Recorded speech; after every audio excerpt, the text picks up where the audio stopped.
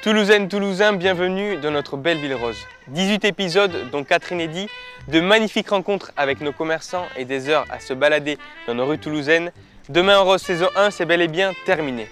Vraiment merci à tous et à toutes pour vos messages et pour votre soutien depuis le lancement. Vous avez été également nombreux à me chambrer sur mes qualités de chanteur. Oui, je n'ai pas toujours chanté très juste. Et c'est d'ailleurs pour ça qu'aujourd'hui, je souhaitais terminer en beauté, en m'appuyant sur un pilier de la chanson toulousaine. Que dis-je?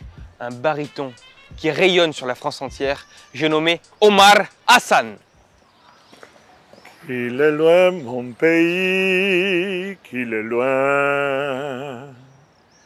Parfois au fond de moi se ranime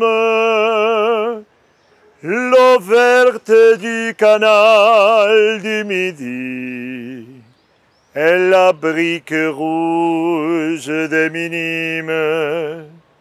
Oh mon pays, oh Toulouse, oh Toulouse.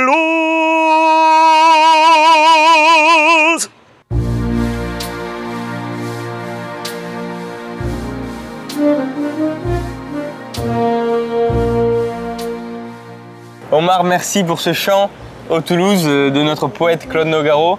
J'avoue, ça fait toujours un petit truc de l'entendre, en plus dans ce cadre. C'était magnifique, merci beaucoup. Plaisir, avec plaisir. Écoute Omar, on te connaît tous en tant que pilier mythique du Stade Toulousain et des Pumas, un peu moins en tant qu'artiste. Est-ce que tu peux nous parler de cette reconversion? Bon, comme je dis toujours, plutôt que de reconversion, pour moi ça a été une continuation parce que depuis petit, je chantais déjà. C'était celui qui faisait les pitres un peu partout à l'école, que je me faisais gronder aussi, qui imitait tout le monde.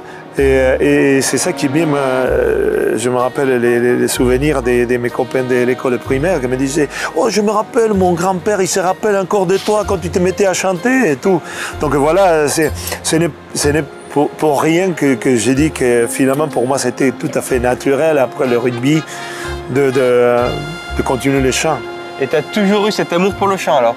Ah oui, bien sûr, mais bon après c'est vrai qu'au début c'était le chant folklorique argentin, un peu le tango, et le rock, comme on dit, national en espagnol, en Argentine. Oui, le rock, je sais, c'est en anglais seulement. Et donc, et par la suite, c'était découvrir les chansons napolitaines. Et là, on arrivait en France, où j'ai commencé vraiment à prendre des cours de chant, de solfège, et à Toulouse, rentrer au conservatoire, pas loin d'ici. Hein. C'est là que tu as découvert que tu avais vraiment un pouvoir avec ta voix, peut-être. Ouais, c'est clair. Moi, même, c'était pas il y a longtemps que j'ai découvert que j'avais une voix puissante, une voix peut-être destinée à l'opéra, même si je ne fais que ça. J'ai découvert ça, mais comme tout, il faut la travailler. Écoute Omar, en tout cas, sache que je suis jaloux de ton vibrato. Merci.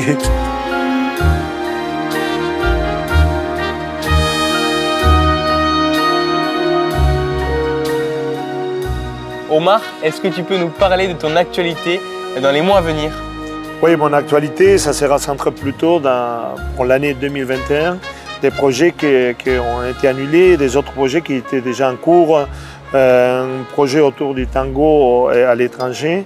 Et ensuite, je referai un concert autour de la zarzuela avec les bandas, les Armagnacs Caeose. Donc, il me tarde ça.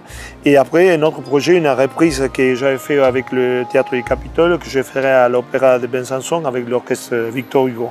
Écoute, tu peux compter sur nous, on viendra t'applaudir en 2021. Avec grand plaisir, je vous attends tous. Écoute Omar, encore un grand merci à toi et merci à vous tous de nous avoir suivis sur cette première saison de Demain en rose. J'ai écrit quelques petites paroles. J'aimerais vraiment, Omar, qu'on finisse en chanson avec toi. Est-ce que tu peux les chanter? Avec grand plaisir. On va essayer. Allez, c'est parti.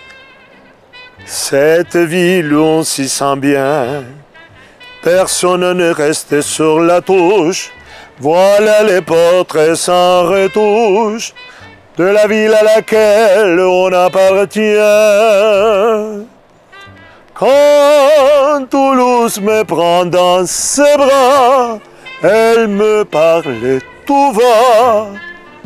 Je vois demain en rose.